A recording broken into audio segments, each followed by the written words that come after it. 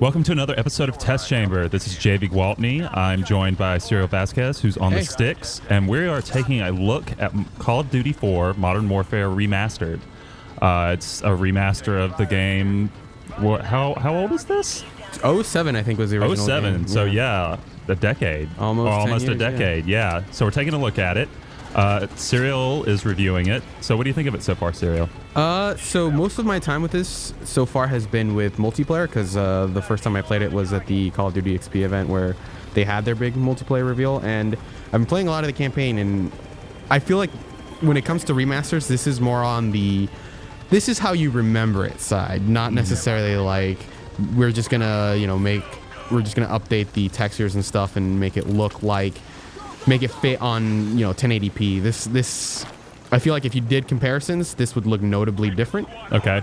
But I think that for the most part, it's so far been like I remember this campaign being. Because right now we have some early access codes. I want to say it's part of the if you pre-order it on PS4, I think you get access to the campaign like 30 days early. Okay. So we have a code for that, and so right now I can only play campaign. But basically, it plays like the game from 2007, right? Yeah. Like it's more of a if it's not broke, don't fix it sort of thing. Yep.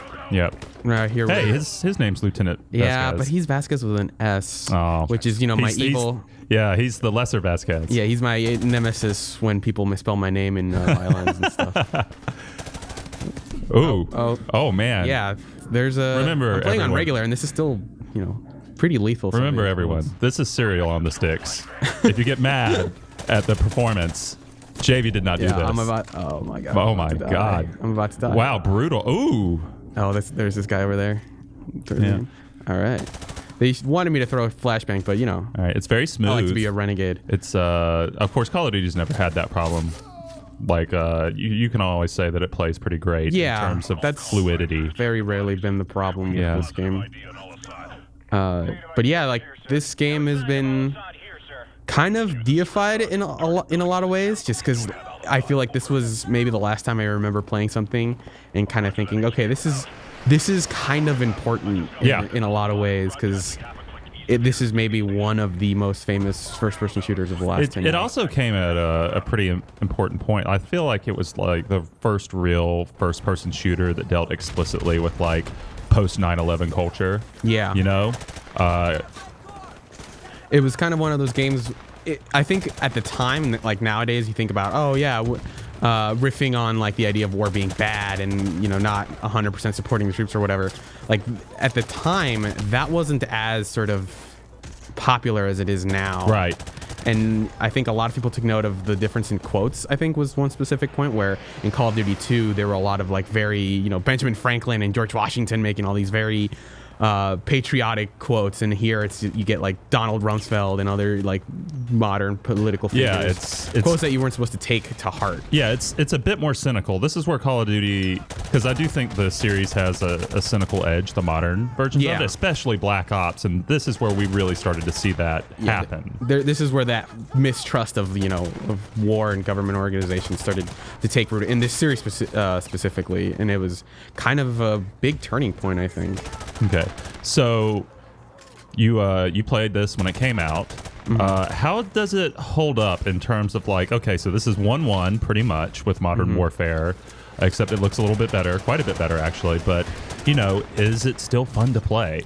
I've been liking it a lot so far. The campaign, I think for both reasons that are like this game plays really well, and also in recent years, sort of the design of the series has been maligned for being super linear.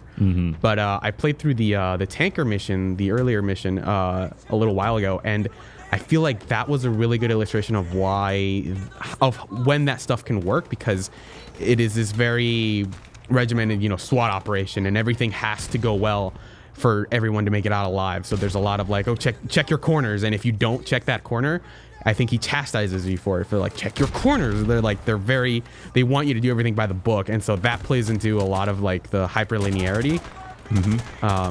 That's something that I think I forgot when playing some of the more recent games, because it's easy to look back on that stuff and think like oh man, like they have to sort of funnel you through these areas because, you know, that's the limits of their design. But they played a lot with that. Right, and I think the reason that people remember this game so fondly, even now, is that it's just so well balanced in terms of like the holy crap moments. Because Call of Duty eventually, I'd argue, especially Modern Warfare 3, tried so hard to offer like a series of, oh my god, I can't believe that just happened, that was incredible, sort of these bombastic moments. Yeah, and they're in this game, but you know, they're few and far between, and when they hit, they're really shocking. Like obviously there's the bomb mission, and then the final showdown on the bridge is one of my favorite memories playing a game ever. Like I just couldn't believe that had happened.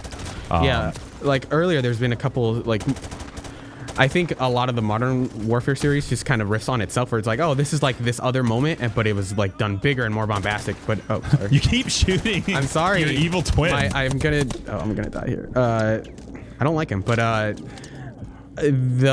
so like moments in more recent games feel like, oh, they're trying to one up each other, but in this game specifically, it feels like a lot of those moments are riffs on other things. Like you get sort of that the rock moment, and the tanker felt like this, like it felt straight out of like a 90s action movie. It does. Very Saving Private Ryan. Yeah, and so there was the other part of there was a mission I played in the one Russian mission that you play at night. Where you what is it, Blackout? Yeah, something like that. It was this mission where I'm just gonna try to hopefully not get killed by the grenade. Oh, I'm just taking all sorts of damage here. But there's a mission that you play out in Russia, and you enter this pitch black house, and you have night vision goggles, and no one else does, and you're just like infiltrating this house and killing like a bunch of people who can't see you. Mm-hmm. So now, I did that on purpose. So we can see, on purpose, so we can see some of the our favorite Vladimir Putin quote. Right. But yeah, like you see these moments feel like a little more crystallized in terms of what they're like riffing on. I think one of the coolest things about Call of Duty that the series has done from its inception is that, you know, it made you play the everyman in the sense that you were jumping between, you know, characters who didn't really speak, who were just sort of normal troops. But I don't really feel like it became notable until this one, because if I recall correctly, this is the first time where they kill one of those characters, where they kill the American, and it was just like shocking at the time. Yeah, and I feel like I think this solidifies sort of the transition from you're the every soldier, right? In Call of Duty 1 and 2, it was sort of like you are part of this squad, and you're not like the most important person in the world. And you're playing a mix of, like, right now I'm playing just as a regular army man, but there's also that whole other side where you're playing as basically special forces. And I think as the series went on, it focused more on you're this very important person that has access to all these high grade weapons and stuff. Yeah, and we have that coming out with Infinite Warfare right now too, and that's kind of I'm curious to see how Infinite Warfare is. As someone who was on the cover trip for that, I'm particularly curious to see how they played out, because it very much looks like Battlestar Galactica, the game. Yeah. As opposed to something that plays like this. And that's not a bad thing, but it's just not what I think about when I think about Call of Duty. Yeah. But yeah, it's interesting that they're packaging this with Infinite Warfare. Like, obviously, you know, the money reasons are there, but it's just like such a clash, I think, of aesthetics. Yeah. I guess in recent news, there's been the whole kerfuffle about this having to be included with Infinite Warfare. So the news was that in order to play the disc version, the version of the game that comes with the Infinite Warfare disc, you will have to have that disc in the drive. Right. And I guess the download version seems like it might be similar, because part of the menu in this preview build includes an option to switch back to Infinite Warfare that we can't use because it's not included. But yeah, that's been one of those weird turns, because, like, you know, at some point they're going to release this on its own. I feel like it's too big. I feel like that is unavoidable. I think that it'll probably happen after holiday. Yeah. Like, just it'll reach a point where Activision, you know, realizes, oh, well, we can still make more money with that. And that's my prediction. So we'll see how that plays out. But the thing is, there's been a lot of tension with that, obviously, that we can't. The people are getting angry because you have to buy Infinite Warfare, the special, not even just the regular edition. You have to buy the special edition, to get access to this. But people are going to do it. Like the moment I saw that announcement, I realized that no matter how angry people get about that, the majority of them who are interested are still probably going to buy it. Yeah, it is less sort of outright protest and more like begrudging acceptance. Yeah, it's grumbling, like very loud grumbling. And that's not to say that people who take issue with that. That's not to downplay their concerns, but it does feel kind of futile. In a way. Yeah, like you said, there was that image a long time ago when Modern Warfare 2 came out where people were like, oh, dedicated. There was that dedicated server group where people were, I'm just going to keep shooting that guy by quote unquote accident. Because, I secretly hate him. Mm-hmm. I mean, he's your evil twin, man. He's evil Bart. He is your evil Bart who lives in the attic. Am I supposed to go upstairs? Oh, man. It has been a while. This is kind of like the first area that doesn't seem 100% linear. Yeah. I'm sure there are people yelling. Oh, there you go. Go where the bad guys are. Yeah. Wow, that guy's terrible. He could have shot that guy. Yeah, that guy. I don't know what you were there the entire time. I don't know what your problem is, man. Yeah, he just wanted to see you get killed, I guess. And I remember at the time, like, it feels a little like quaint now, but I remember being able to shoot through thin walls and some of the mantling stuff. Oh yeah, it was incredible. It was one of those things where like, man, this is next gen. Yeah, it's next level next gen. Exactly. Anyway, so sorry guys, that was an inside joke. Anyway, so if you had to rank the Modern Warfares, what would you do? Where would you put them? Because for me, it's a series that got worse as it went along. Mm-hmm. I still think the second has some incredible moments. Also, it has Keith David, who it's hard for me to think of any video game that has had Keith David voicing it that's been outright bad. Yeah, I get thinking back on it, kinda, yeah. But I have a soft spot for Modern Warfare 2 because in terms of campaign, just because I played through Call of Duty 4's single player when it came out, and I'm like, oh man, this is really cool. And then I hopped into multiplayer for hours and hours. But I think like Modern Warfare 2 to me was like the first time that I played one of these games and had like, I want to talk about some of the stuff that happens in this game with people. Yeah, because there's so many shocking like moments. Yeah, like it reaches almost like soap opera levels. Like, okay, who are we going to kill next? But they were still effective. Yeah, that escalation is if you want to take that game to task for like being kind of ridiculous in a way.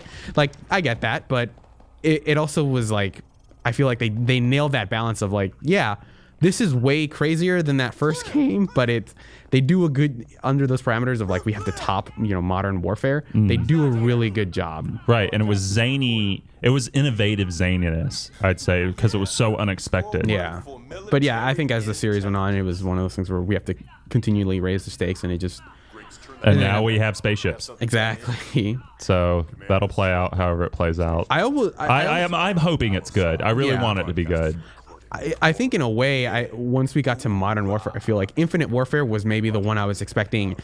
I feel like instead of Modern Warfare 3, what I was expecting was Infinite Warfare. Like, oh, we've covered World War II, we've covered Modern Warfare, so now we have to go into the future. And so like all the games between Modern Warfare 2 or 3, with the exception of like Black Ops 1, I think were kind of one of those like the in-between Call of Duties, because I fell off the series shortly after that.